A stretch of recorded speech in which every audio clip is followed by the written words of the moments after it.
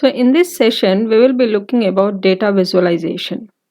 So far we have done the data understanding and we have used functions like keys, columns, unique, describe function, and we have also used the head, tail, and information functions to know about the data set. So basically till now we have an idea of what this data is about and we have the basic information. But to go in depth information, we have to use data visualization techniques to see how this data is spread. So to display all the scatter plots, we have used the function called sns.pairPlot. So what is this pair plot? So what does it shows us to? So it will display the scatter plots of the entire data. So when I run this cell, so it will display the scatter plots of the entire data as you can see over here.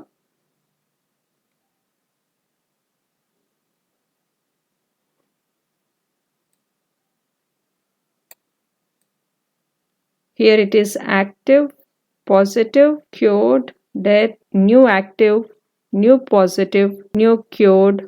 So in the second column, the x-axis is active and the y-axis will be changing like new death, new curve, new positive. So here in this scatter plot, you will be getting the plots for different columns versus the remaining columns. So here we have calculated the sum of the data frame and we have stored all those values in these cases _df, and this is how the subset of the data set looks like. So this is our case and data frames, so which is our new subset. So and now we have the total number of columns and total number of serial numbers. So among these column names, there are few column names that have to be removed as they have not any numeric in nature. So for that thing, here we are using a drop function. So here we have dropped serial number, state name, state code as they are of not any use in this data set. So this is our new subset in which we have dropped the column serial number, state name, and state code. That means this is the new data set without these above three columns. So moving forward, here we are trying to draw the pie chart for the columns active, positive, cured, and death. So here in this my_data, I have given the values of total number of active cases, total number of positive, total number of cured, and total number of death. And similarly, my_labels represents the column names with these values. So this is my explode. Next, I have used different colors to represent each category. That is light blue color to represent active cases, light steel blue for positive, light pink for cured, and black for death. And here I have given the figure size as 13,8. Next is plt.py, in which I have given this. The shadow is true, colors are from my colors, explode is also from my explode. So let us run this cell and see how the pie chart looks like.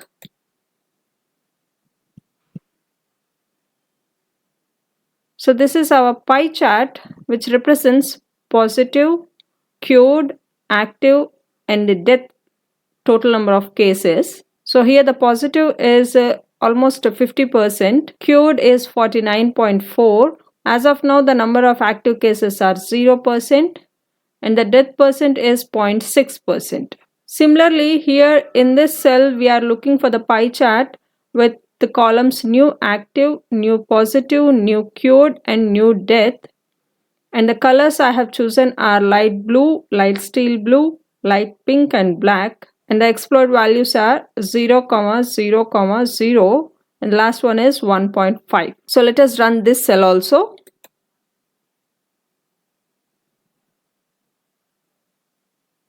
So even for newly positive cases, it is showing 50%. Newly cured cases 49.4, new active cases 0, and new death cases are 0.6%. So in this pie chart, we have clubbed all the columns together and we are looking for the pie chart with all these columns. So in the same way here also my labels are active, positive, cured, death, new active, new positive, new cured, and new death. So for that I have used different colors to identify the columns. Similarly, this my data represents the total value in each column. So this one is for positive, this for cured, so in the cell and so on. So let us run this cell also. So this is how my new pie chart looks like. So here number of positive cases are 25%, number of active 0, number of death, number of cured cases. Similarly, this one represents a new positive, that is 25%, new cured, new death, and new active cases.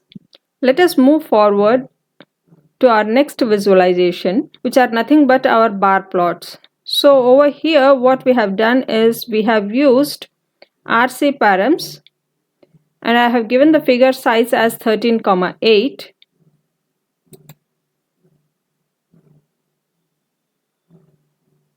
As you can see over here, this is to draw our bar plot. So here I have taken state name on x-axis and number of active cases on y-axis. So let us run this cell and see the bar plot. How does it look like?